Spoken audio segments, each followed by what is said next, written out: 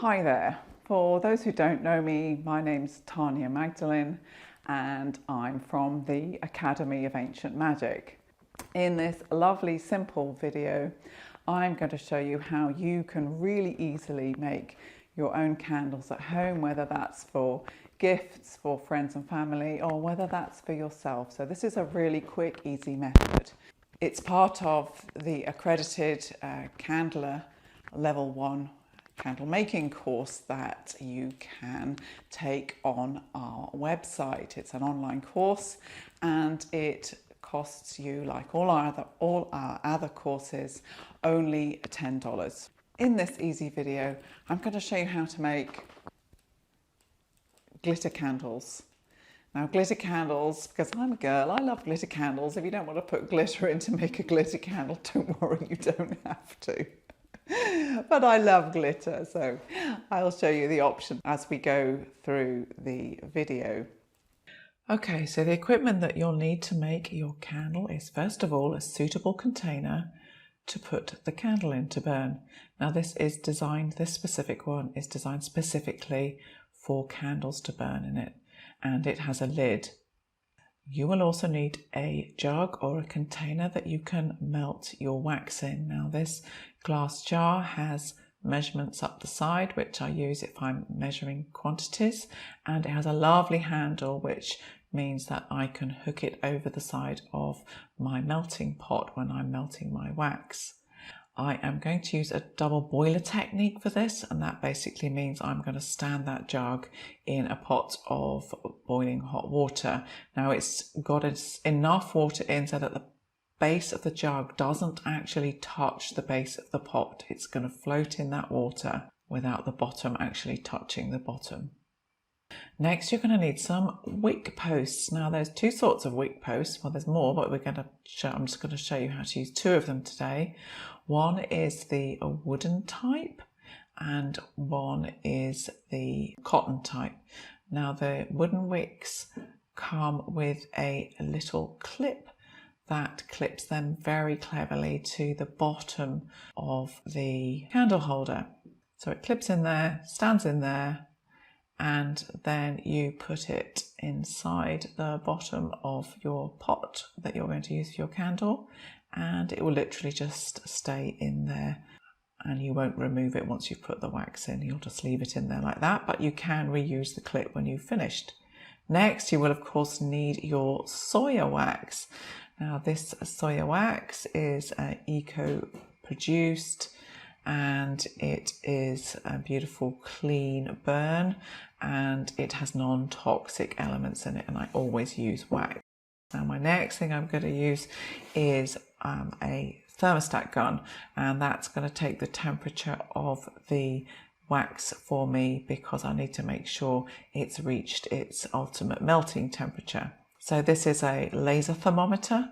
You can also get dip thermometers, and if you haven't got a thermometer, don't stress out too much. As long as your wax is melted in this easy method, then you can use your eye and judgment. If that wax is melted, you can pour it. Next, I'm going to use some sellotape. Now this sellotape, or sticky tape as you call it in America, is what I use sometimes to hold my wicks to the bottom of my pots. And it means I don't have to go out and buy anything special for it. Some people like to use glue guns, some people like to use wicker sticks, and I'll show you how to use those in a minute. And I'm going to use some glitter. Now I bought this fantastic set of glitter on the internet, on Amazon, and it's got loads and loads of different colours, and I'm going to have a pink glittery candle today, but there's loads of colours and it didn't cost me very much at all. And these are quite safe to use with candle making. Here I'm showing you some pegs. Now we're going to use pegs. You can use pegs if you want to hold your wick in place. It's a bit like sort of DIY wick holders, but it holds the wick still for me when I'm wanting it to set in a straight line. So as I showed you earlier, I use this sticky back plastic to put on the bottom of my wick, and in the candle I'm going to show you, I'm actually going to use this technique. So I'm going to put that in the center of the pot and it will hold and stick at the bottom for me. so it stays in place when I'm pouring my wax and when it's setting. Now, to hold the wick in place there, you're going to need to make sure it stays up straight while it's just setting. So you've got a couple of choices you can do for that. So one way you can is you can stick some strips of sellotape or sticky back plastic. You can stick a strip of plastic either side of the wick and it will hold it in place while it's setting and or proving, as we call it, because a candle needs to set for about 48 hours after you've made it before you burn it, but that will hold the wick in place nicely for you. And I'm just going to show you here, you can buy things called wick stickers, and they are specially designed for candles. I'm sure you can use them for other things as well, but they're sticky on one side when you take them off that sheet of plastic, and then they are also sticky on the other side when you can get the backing off, that is, as you can see. I'm having a little struggle there, and that's actually a very, very strong stick on those stickers, so beware if you stick it on anything, because I stuck it on this lid and yeah, as you can see, it'll actually lift the lid up. So it has a very firm grip. And here is something that you can actually buy to hold your wicks in place. This is a wick holder and it sits nicely on top of the pot and will hold it still for you instead of using your sellotape. You don't actually need that if you can use your sticky back plastic. And the last piece of equipment that you will need, not compulsory, but nice if you can get hold of it, is a heat gun or something that produces heat. So you could, in fact, use your hairdryer. But the one I use here and that I will demo when I make the candle is actually an embossing tool. Yes, it looks very interesting. It has raised a few eyebrows in my house when I took it out the packaging, I must admit. Step 1. Taking the container that you're going to make the candle in, measure out 2 containerfuls of your wax flakes and then put them into the jar. Now, I don't fill the container right up to the top because I want to allow some space for candle burning, and I've also got to get the lid on. So just fill your container to just slightly below the top of the container when you're measuring out the wax. And this is a really simple way of doing it. There are more complicated ways, but this is a really simple way. Then you need to put your glass jug or jar or whatever it is you're using into your double boiler or into your pan of hot water, boiling water, and you're going to melt the soy flakes. You're going to melt your wax flakes. And it helps if you give it a little prod while you're doing it, because that then helps separate out the lumps and helps it melt faster. Now, I'm using a metal stirrer to do this. You can of course use a plastic stirrer to do this, but in terms of it's going to get very hot in there, I would recommend using something metal to stir. Some people like to use wooden spatulas, but whatever suits really. And as you can see, I'm just going to see where the temperature's got to at the moment. We've got to 63 degrees centigrade or 146 degrees Fahrenheit. And you can see that's still not melted in there. So its melt temperature will be about 200 degrees centigrade. Oh, sorry, 200 degrees Fahrenheit. And I'll tell you what that is in Fahrenheit when I look at it again. So once your wax is all melted, and it takes about 5 minutes when you've put it into your double boiler, and I'm just going to do another recheck on the temperature. And if you look, my temperature is now at 186 degrees Fahrenheit, and that's about 89, 90 degrees Celsius. And it's going to go up quite quickly from there. So we don't want it too hot. Once it's maximum, it really wants to get to is no more than 200 degrees, because we're working with hot liquids here. And these oils have a flash point. If you've ever seen a fat fire in your kitchen, you'll know it's not very nice. So safety is important. And I'm just going to take the jug out and leave it on the side while I go and prepare my tin. Before I put my hot oil into my candle container, I need to warm it up a bit. And the reason for that is that when you're putting something hot into something cold, especially when you're working with wax, if your container's too cold, it causes shrinkage away from the sides. And those soy wax is really good for adhering to the sides in container candles. It's not immune to a little bit of shrinkage if the container is too cold. So what we do is we look after it and we warm it up with our heat gun or my embossing tool. And you also can do exactly the same thing with a hairdryer.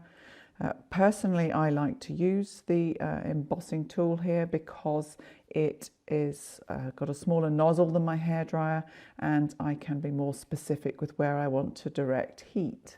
And as you'll see when we get to the end, I'm going to show you how you can use it to get rid of things like sinkholes or little errors that happen on the top of the candle as it sets. So you just gently heat round the tin with the hot air, and that will heat it up nicely. So now I've prepared my tin, I can take my oil, and you will see that this wax has now gone down in temperature to about 178. And if I was going to add a fragrance to my wax to make a nice scented candle, I would do it when my temperature's dropped to about 175 degrees Fahrenheit or 81 degrees centigrade. And the reason we add fragrances at a different time than we would melt the wax, or a different temperature than we would melt the wax, is because fragrance oil generally has a lower flash point than your wax. So you add it when the wax has cooled slightly. So pour the melted wax into your pre-prepared container and just pour nice and gently. There's no need to rush it in. There's no specific way of pouring. Actually, if you pour too quickly, you might trap some air bubbles in there, and then you get sort of little bubbles in the candle. So I sort of tend to pour with a nice sort of steady pace, not sloshing it all around because it is wax after all and it is hot. And then next we get to do our favourite thing, and we're going to add some glitter, my favourite thing. So I love these little glitter pots. They've got shake tops on them, if you can see, and it means I can shake my glitter in there. Now, because the wax is quite a heavy consistency, that glitter will actually sit in there and without sort of going straight to the bottom. So that will sit in the top there, and when it's dried off and just before it is completely set, I will add a little bit more glitter, but that at the moment is going to sink through and it's going to sort of hold itself in a, I think the technical word is in stasis in the middle of the wax, but don't quote me on that word, that sounds about right, but there we go. So there we have our beautiful candle all glittered up. Now once you've poured your candle, you need to leave it to do something called prove, and that basically means to set properly. And generally, sort of the industry standard is about 48 hours before you start burning it. And because that wick's quite long there, once that candle's completely set, I'm going to trim that wick down to about 1/4 of an inch, or whatever that is in centimetres, 1 centimetre, 2 centimetres. But that's going to sit there now, and I am going to actually cover it over because I don't want any sort of bits from the air landing in it, because it will just sit in there and stick in there if a fly happens to come past. So unless you want to fly with your glitter candle, I suggest you cover the pot over while it is just setting. You don't need to put it in the fridge, and I absolutely don't recommend that you put a candle to set in either your fridge or your freezer, because that will cause it to very quickly shrink away from the edges as it will set too quickly. So ideal, keep it out at room temperature and leave it covered while it's setting. So over to my sink, and I'm going to show you the most wonderful thing that there is about using soya wax is that it is totally water soluble, which is fantastic. So when you're making candles, you simply can wash out your containers with hot soap and water, and it's fine for the environment. It doesn't matter if you put it down the sink. So what is one of the fantastic benefits about working with soya wax is that it'll wash off worktops, it will wash off utensils. You can even rub a bit into your hands if you fancy it. So 48 hours later, my candle has set beautifully.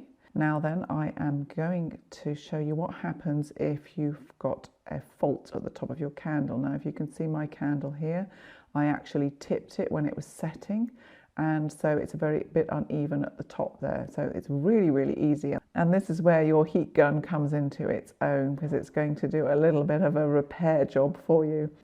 So I'm just going to trim the wick down to my 1/4 inch, 6 centimetres, 2 centimetres. And you can just use a pair of scissors or whatever you need to do that. And I'm just going to use my embossing tool here, or heat gun, whatever you want to use, hairdryer, which comes into its own when you've got these kind of faults to deal with. So I'm just going to gently heat the top, and it will remelt just the top, the wax at the top of my pot there. And it actually then smooths out the top, gives it a nice smooth finish, nice flat finish, and that helps when it's burning. And of course, because I'm making a glitter candle, I'm going to add some glitter at the top, and because I'm working on a mat, I'm probably going to add a bit more, because it doesn't really matter if it spills on the edges. And there you have your beautiful, beautiful wax glitter candle.